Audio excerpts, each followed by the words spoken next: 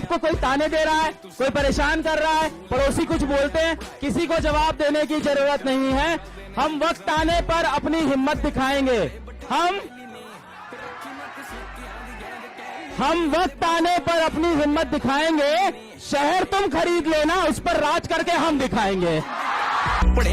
एक चीज दिमाग में बात रखना कि बहुत सारे लोगों से आप लोग सोचे होंगे, भगवान से दुआ मांगे होंगे कि एकरा से हो जाए तो बहुत खुश रहता। और याद रखना, आने वाले 4-5 साल बाद उसी भगवान को थैंक्स कहोगे कि ठीक हुआ हम बच गए लो। याद रखना ये चीज, इसलिए इस सब में जल्दबाजी नहीं। समझ में आ गया? और आपके पास बहुत टाइम नहीं होता। जब इंसान पढ़ाई कर लेता है ना, तब पछतावा होता है साहब। अभी नहीं होगा, बाद में होता है। वक्त गुजरने के बाद ही वक्त के गुजरने का एहसास होता है। जब मौका चला जाता है तब आपको लगता है ये मौका बहुत बड़ा था।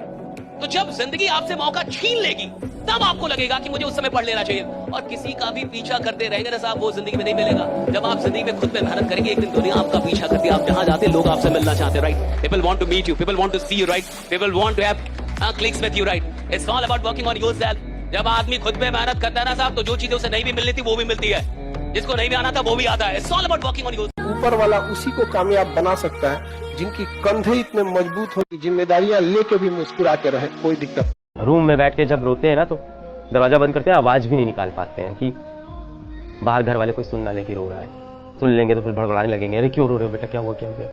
आ रहा है पापा रोना, नहीं रुक रहा है ना पापा, क्या करें, है दर्द है पापा, निकलेगा ये। कमरे में बैठ के रो रहे हैं, मुंह पे तो हाथ रख लेते हैं कि आवाज ना निकल जाए यार, ठीक है। गुस्सा आ रही है, अपनी वही नोट्स फाड़ दे रहे हैं बीच बीच में, सामान पटकने का मन कर जा रहा है कई बार, रोते रोते सो जा रहे हैं। ऐसी रातें बीतती है, और रोते रोते सोते हो ना, बड़ी गहरी और बड़ी अजीब सी नींद आती है, बड़े गंदे गंदे सपने आते हैं। और लोग कहते हैं ना कि सो जाओ, अगले दिन स्लीप ओवर इट, सब कुछ सही हो जाएगा अगले दिन। अगले दिन सुबह उठो, फिर वही मनहूस दुनिया दिखती है, फिर सब कुछ वाकई लगता है। इतनी जल्दी नहीं सही होता, मुद्दत लग जाती है ऐसे जख्म भरने में, लगनी भी चाहिए। अगर आपको रात को देर तक पढ़ना अच्छा लगता है तो वैसे ही पढ़िए। किसी के बहकाव, कई बेवकूफ कहेंगे सुबह उठना चाहिए, इससे ऊर्जा बढ़ती है, ज्ञान बढ़ता है, सब बेकार की बातें। बढ़ा लीजिएगा, बाद में बढ़ा लीजिएगा आराम से, है ना। अभी तो पहले अपनी नेचर के हिसाब से पढ़िए। अगर आप निशाचर प्रकृति के, निशाचर रहिए, रात भर पढ़िए, कोई तनाव की बात नहीं। और यदि मुर्गा प्रकृति के तो सुबह सुबह उठिए और सुबह सुबह पढ़िए। जो भी आपकी नेचर है उस नेचर के अनुसार पढ़िए। माँ बाप और शिक्षा, ये तीन ही ऐसे चीज है जो कभी आपके सकल सूरत से आपको नहीं वैल्यू देते, आपके अच्छे गुणों से आपको वैल्यू देते हैं। और ये तीनों लोग हारना चाहते हैं आप लोगों से।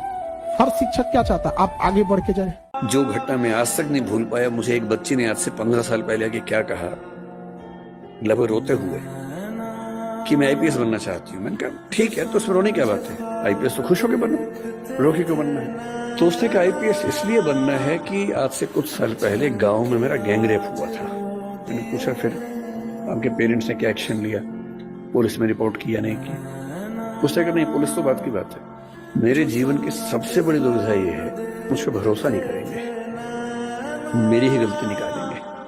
तो मैंने कहा तुमने बताया नहीं पेरेंट्स को? बोले नहीं, ना बताया है ना बता पाऊंगी, आज तक किसी को नहीं बताया है, रोज घुटती हूँ अंदर ही अंदर, आज पहली बार आपको बता रही हूँ। और मैं तब से सोचता हूँ कि वो कितने अभागे और मूर्ख पेरेंट्स होंगे जो अपने बच्चे से ये बात नहीं कर सकते। आपका बच्चा गैंग रेप का शिकार हो गया और उसमें इतनी हिम्मत है कि उस चीज को झेल गया, आपको नहीं बता पाया क्योंकि उसको आप पर इतना भी भरोसा नहीं है कि आप उसकी बात सुन पाएंगे। जितने रेप हमारे समाज में होते हैं उनमें से 95% घर के अंदर होते हैं और उनमें से शायद 10% से ऊपर की खबर किसी को लगती नहीं है। क्योंकि जब जब कोई बच्ची अपने पेरेंट्स को बोलती है कि ऐसा हुआ है, पेरेंट्स कहते हैं कि नहीं, तूने गलती की होगी। और तुम ये बात लिख के रख लो बेटा कि आज जो भी अगल बगल तुम कह रहा है ना कि अरे नहीं निकला ना, अरे कोई बात नहीं, अरे तुम्हारे बस का था भी नहीं, अरे बहुत डिफिकल्ट था, तुम फालतू ट्राई कर रहे थे।